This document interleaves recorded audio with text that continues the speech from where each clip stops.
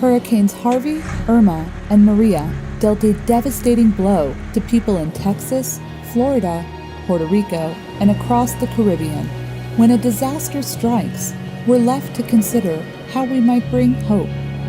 That's why when World Hope International got the word that Turks and Caicos Island in the Caribbean was completely without a clean water source due to Hurricane Irma, we responded. On Salt Cay, a small island off the coast of Turks and Caicos, we set up a desalination point to convert seawater to clean water, the only drinking water on the island. Thanks to your ongoing financial gifts to hurricane victims, people had water and emergency supplies. We could save lives, reduce suffering, and bring hope together. In the face of tragedy, partner with us to respond to urgent need.